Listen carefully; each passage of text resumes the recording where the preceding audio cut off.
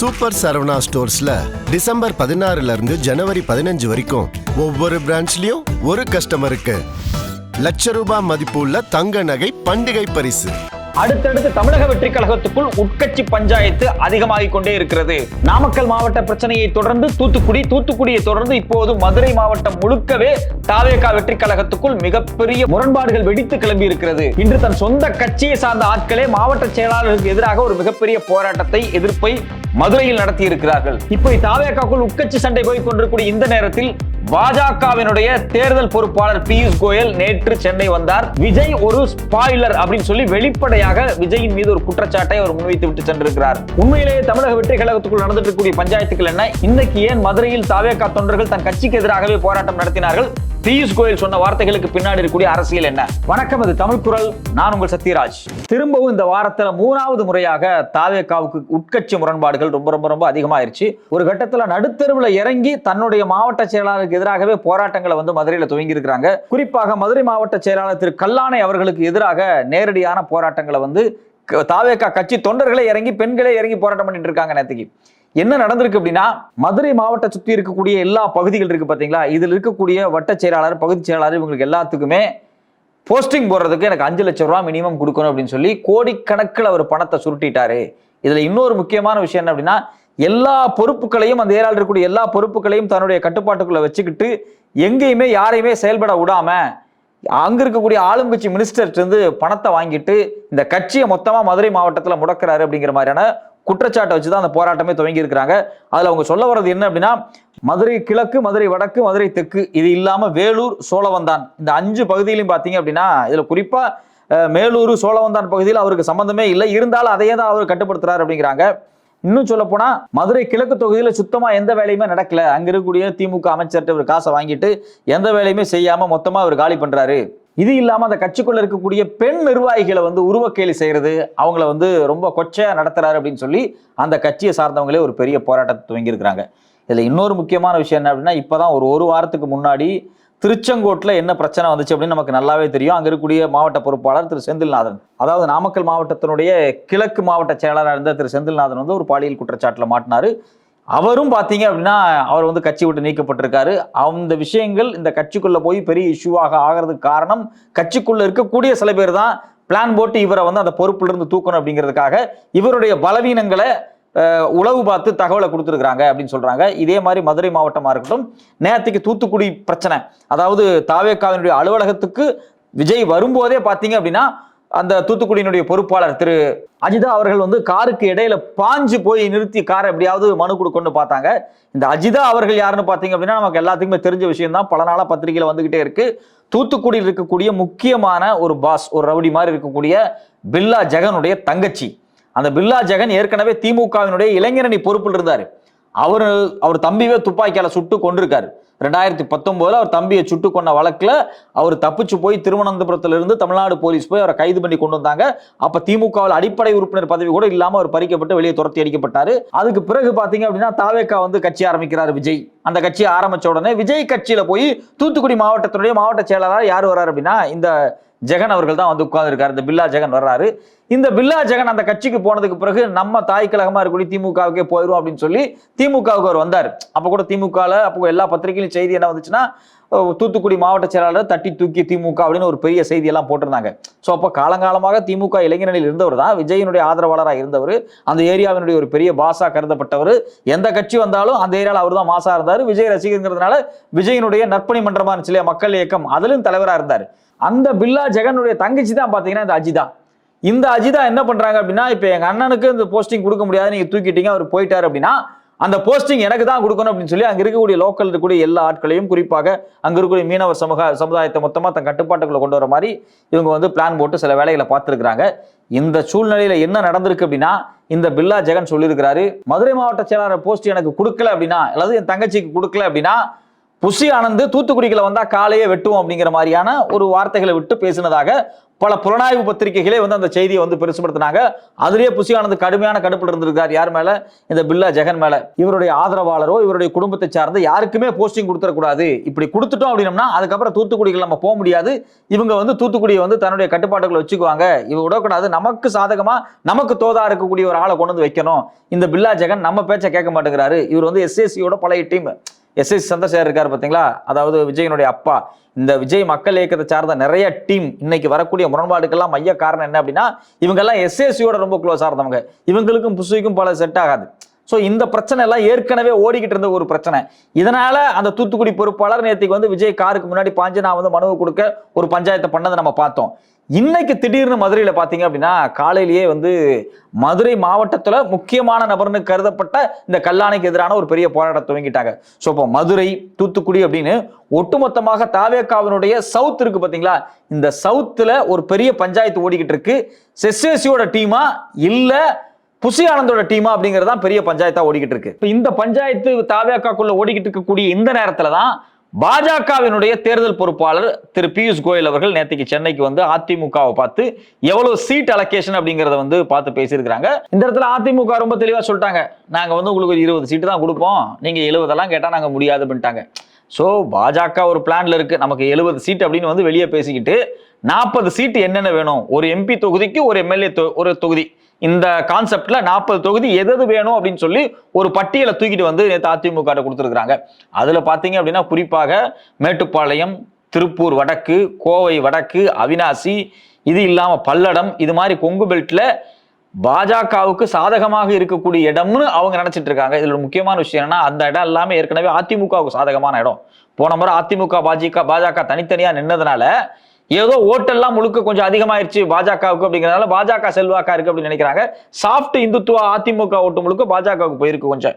So இதுல அவங்க பெரிய சீன் போட்டிருக்கிறாங்க. ஏங்க தனித்தனியா நின்னா இப்படித்தாங்க நடக்கும், ஒன்னா நின்னா எல்லாம் எங்களுக்கு தாங்க வரும் அப்படின்னு சொல்லி நேற்றுக்கு பேச்சுவார்த்தையில் 23 சீட்டு தான் கொடுப்பேன் அப்படின்னு சொல்லி பியூஷ் கோயல்கிட்ட வெளிப்படையா சொல்லிட்டாரு. ஸோ அப்போ 170 சீட்டு அதிமுக நிற்க போகுது. இது இல்லாம 23 பாஜக, பாமக 23, பேலன்ஸ் தேமுதிக 6, அமமுக 6, ஓபிஎஸ்க்கு ஒரு 3, தமிழ் மாநில காங்கிரஸ்க்கு ஒரு 3 தரலாம். இப்படிங்கிற மாதிரியான ஒரு வேரியேஷன் வந்து நேற்றுக்கு பேசப்பட்டிருக்கிறதாக தான் பத்திரிகை செய்தி சொல்லுது. சரி, இதுக்கும் வெற்றி கழகத்துக்கு என்ன சம்பந்தம்? இது வந்து பாஜகவுக்கும் அதிமுகவுக்குமான ஷேட் ஷேரிங். இந்த சீட் ஷேரிங் நடக்கிறதுக்கு முன்னாடி வரைக்கும் என்ன பேச்சு நடந்துகிட்டு இருந்துச்சு அப்படின்னா, விஜயும் எடப்பாடியும் கூட்டு வைக்க போறாங்க, அதாவது ஒரு கூட்டணி அரசு அமைக்க போறாங்க, இவங்களுக்குள்ள வந்து தொகுதி பங்கீடு குறித்து ரொம்ப சீரியஸான விஷயம் பேசப்பட்டு இருக்கு அப்படின்னு எல்லாம் பேசினாங்க. இது லாஜிக்கே இல்லாத ஒரு விஷயம். மொத்தமே 234 தொகுதி தான். இந்த 234 தொகுதியில குறைஞ்சபட்சம் ஒரு ஆளுங்கட்சி இல்ல முன்னாள் எதிர்கட்சி இப்படி இருக்கக்கூடியவங்க என்ன பண்ணுவாங்க அப்படின்னா, நாம ஒரு 170 இருந்து 150 சீட் வரைக்கும் தான் கையில ஹோல்டு பண்ணுவாங்க. திமுக 184 வரைக்கும் இந்த தடவை வந்து முழுக்க முழுக்க திமுக கேண்டிடேட்டே நிறுத்த போறாங்க.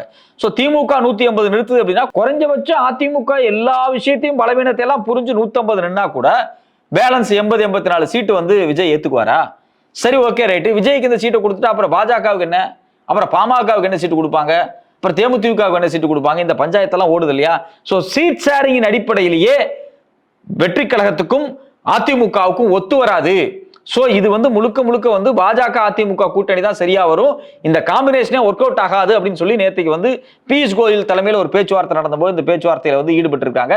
இதுல குறிப்பாக இந்த பேச்சுவார்த்தையெல்லாம் முடிச்சுட்டு வந்ததுக்கு பிறகு வெற்றி கழகத்துக்கும் அதிமுகவுக்கும் கூட்டணி கிடையாது, பாஜகவுக்கும் அதிமுகவுக்குமே சில முரண்பாடுகள் ஓடிட்டு இருக்கிறதுனால வெளிப்படையா பியூஷ் கோயல் நேற்று என்ன அறிவிச்சிருக்காரு அப்படின்னா, விஜய் வந்து ஒரு ஸ்பாயிலர். விஜயின் ஸ்பாயிலர் அப்படின்னா தமிழ்நாட்டில் இருக்கக்கூடிய சிறுபான்மை ஓட்டுக்கு இருக்கு இல்லையா, அந்த சிறுபான்மை ஓட்டு திமுகவுக்கு போக விடாம பாதியா அவர் கட் பண்ணி எடுத்துட்டு போயிடுவாரு அப்படின்னு சொல்லி அவர் ஒரு பயங்கரமான ஸ்ட்ராட்டஜியா சொல்றாரு. இதுல குறிப்பான விஷயம் என்ன அப்படின்னா, திருப்பரங்குன்ற விஷயமா இருக்கட்டும், இல்ல அதுக்கு முன்னாடி நடந்த பல விஷயங்களா இருக்கட்டும், இப்ப 100 நாள் வேலை திட்டமா இருக்கட்டும், எஸ்ஐஆர் பிரச்சனையா இருக்கட்டும், எதுலையுமே விஜய் வாயே திறக்கல. விஜய் அவருடைய இமேஜை வச்சு பூஸ்ட் பண்ணிக்கிட்டே இருக்காரு. அந்த பூஸ்ட் பண்ணிட்டு இருக்கக்கூடிய இமேஜ் அப்படின்னா அவர் வந்து தனித்து சிஎம்மா தான் இருப்பாரு. அப்ப 150 சீட் அவர் நிக்கணும் இல்லையா? 150 சீட் அவர் நிக்கிற மாதிரி இருந்தா எந்த கட்சி கூடயுமே ஒரு கூட்டணியா போய் நிக்க முடியாது அப்படிங்கிற யதார்த்தமான ஒரு சூழல் இருக்கு. நம்பர்ஸா அகாமிடேட்டே பண்ண முடியாத ஒரு சூழல் இருக்கும்போது இவர் எப்படி அதிமுகவோடு சேருவார்னு ஒரு பிம்பங்கள் உருவாக்கப்பட்டு இருந்துச்சு. அதுவும் பொசிங்கன்னு ஒண்ணு இல்லாம போயிருச்சு. சோ இப்ப விஜய் அப்படிங்கிறவர் முழுக்க முழுக்க அதிமுகவுக்கு திமுகவுக்கு போகக்கூடிய சிறுபான்மையின ஓட்ட செதறிக்கிற வேலையை தான் அவர் பார்க்க போறாரு. இவரால எந்த பிரயோஜனமே இல்லை அப்படின்னு சொல்லி ஒரு கட்டத்துக்கு பாஜக வந்திருக்கிறாங்க. பாஜக இதுல முக்கியமான விஷயம் என்னன்னா, ஆனாலும் விஜய் வந்து அந்த தேர்தலில் நின்று திமுகவை பலவீனப்படுத்துவதற்காக பாஜகவினுடைய பி டீமாக இருந்து கிறிஸ்தவ இஸ்லாமிய வாக்குகள் ஒட்டுமொத்தமாக போலரைஸ் ஆகி திமுகவுக்கு போகாம ஸ்பாயில் பண்ணுவாரு அப்படிங்கிற எதிர்பார்ப்போடு தான் இவங்க பாஜக வந்து இன்னைக்கு வரைக்கும் வந்து விஜய் மேல எந்த சிபிஐ வழக்குல கைது பண்ணாம வச்சிருக்காங்க. ஏன்னா 40 பேர் வந்து இறந்ததுக்கு யாரு காரணம் அப்படிங்கிற ஆதாரம் முழுக்க முழுக்க சிபிஐ இருக்கு. நேரடியாகவே ஆதவர்ஜுனாவும் விஜய் இவங்க மேலெல்லாம் வழக்கு பதிவு பண்றதுக்கான எல்லா வாய்ப்பு இருக்கு. ஆனா இருந்தாலும் இதில் நம்ம கை வைக்க கூடாது. இந்த தேர்தல் வரைக்கும் நாம விஜய் வந்து பத்திரமா கூட்டு போய் திமுகவோட மோத விட்டு திமுகவுக்கு போக வேண்டிய சிறுபான்மையின வாக்க சிதறிக்கலாம் அப்படின்னு அவங்க ஒரு அஜெண்டா வச்சிருக்காங்க. அந்த அஜெண்டாவை பியூஷ் கோயல் நேற்று வெளிப்படையா சொல்லிட்டாரு. முழுக்க முழுக்க இது ஸ்பாயிலர் அப்படின்னு சொல்லிட்டாரு. சோ இப்படி இவரை ஸ்பாயிலர்னு சொல்லிட்டு இருக்கக்கூடிய இந்த நேரத்துல தான் செங்கோட்டையின் ஒரு பிளான போடுறாரு. இங்க பாருங்க தம்பி, நாம அதிமுக கூட்டணி போக முடிய தேவை கிடையாது. நாம வந்து சேலத்துல எடப்பாடியிலே ஒரு பெரிய கூட்டத்தை நடத்துவோம்.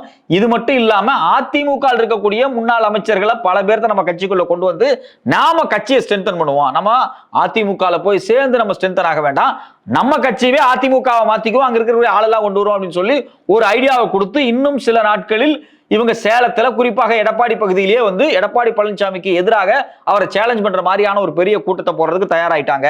இந்த சூழ்நிலையில தான் என்ன பஞ்சாயத்து நடந்துகிட்டு இருக்கு அப்படின்னா, தாவேகாக்குள்ள ஒரு பெரிய முரண்பாடு ஓடிக்கிட்டு இருக்கு.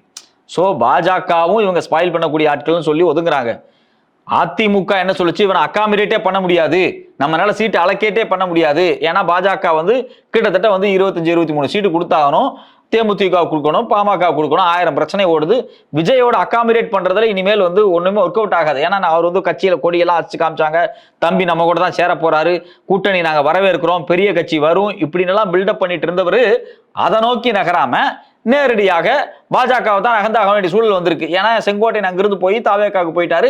கண்டிப்பாக செங்கோட்டையன் இந்த கூட்டணி ஏற்படுத்த விடமாட்டாரு, வேற வழியே இல்லை, என்ன பண்றதுனே தெரியாம நடுத்தெருவுல எடப்பாடி அவர்கள் முடிச்சிட்டு இருக்கும் போதுதான் பியூஷ் கோயல் வந்து நீங்க கவலைப்படாதீங்க, நம்ம சேர்ந்து நிற்போம், அவன் ஒரு ஸ்பாயிலர் ஓட்டு, நம்மளால வந்து எந்த பிரச்சனையும் வராதவனால அவரால் சிறுபான்மையின் ஓட்டு திமுகவுக்கு தான் பலவீனமா போகும், அதனால ஒன்றும் பிரச்சனை கிடையாது அப்படின்னு அவங்க கொடுத்த அட்வைஸின் பேர்ல இந்த பஞ்சாயத்து போகுது. இன்னொரு பக்கம் செங்கோட்டையனை அனுப்பிச்சதே இதுக்காக தானோ அப்படிங்கிற ஒரு சந்தேகம் எழுந்திருக்கு. இதுல இன்னொரு முக்கியமான விஷயம் என்ன அப்படின்னா, உட்கட்சி கூட்டணி இந்த பஞ்சாயத்து, இதுல இன்னொரு முக்கியமான விஷயம்னா இந்த கூட்டணி பஞ்சாயத்துக்கள் ஓடிட்டு இருக்கக்கூடிய இந்த நேரத்துல தான் அடுத்தடுத்து தூத்துக்குடி பிரச்சனை, மதுரை பிரச்சனை, இது மட்டும் இல்லாம நாமக்கல் பிரச்சனை அப்படின்னு ஒட்டுமொத்தமாக தாவேகாக்குள் ஒரு அதிகார போட்டி எழுந்திருக்கு. அந்த அதிகார போட்டியினுடைய மையமே 2 தான். எந்த கூட்டணியோடு யார் சேருவது, கூட்டணி பேரம் பேசுறதுல அதிமுக தரப்புக்கு போலான்னு ஒரு குரூப் இருக்கு, வேண்டாம் வேண்டாம் நம்ம தனியா நிக்கலான்னு ஒரு தரப்பு இருக்கு. இதை மையமாக வச்சு செங்கோட்டையன் தரப்பு தனியா நிக்குது. இன்னொரு பக்கம் ஆதவர்ஜுனா, நிர்மல், அது மட்டும் இல்லாம அருள், இவங்க எல்லாம் ஒரு டீமா இருக்கிறாங்க. இந்த பஞ்சாயத்து ஒரு பக்கம் ஓடிக்கிட்டு இருக்கு. இன்னொரு பஞ்சாயத்து என்ன அப்படின்னா, ஏற்கனவே விஜய் கூட காலங்காலமாக இருந்த விஜய் மக்கள் இயக்க கூட்டணிக்கும் அந்த குழு இருக்கு பாத்தீங்களா, அந்த குழு எஸ்ஏசியினுடைய டீம், அந்த எஸ்ஏசி டீமுக்கும் இப்ப வந்திருக்கக்கூடிய புஷியானந்துக்கு பிறகான விஜயோட நெருக்கமா இருக்கக்கூடிய டீம் இருக்கு பாத்தீங்களா, இந்த 2 டீமுக்கு இடையில இருக்கக்கூடிய முரண்பாடுகளை மையமாக வச்சு பல பேர் தூண்டி விடப்பட்டு அவங்க கட்சிக்குள்ளேயே, எப்பா நீ அவனுக்கு எதிராக பேசு, நீ இவனுக்கு எதிராக பேசு அப்படின்னு கட்சியே உள்ள பல மாவட்டங்கள்ல புகஞ்சுக்கிட்டு இருக்கு. 120 மாவட்ட செயலாளர் போட்டிருக்கிறாங்க. இன்னும் பல மாவட்டங்களில் அவங்களால மாவட்ட செயலாளரே போட முடியல. ஏன்னா இவங்களை மாவட்ட செயலாளரை போட்டா நாங்க வேலை செய்ய மாட்டோம், எங்களை போட்டா அவங்க வேலை செய்ய மாட்டாங்க அப்படின்னு ஒரு பெரிய பஞ்சாயத்து கட்சிக்குள்ள எலெக்ஷனுக்கு முன்னாடியே வெடிக்க துவங்கி இருக்கு.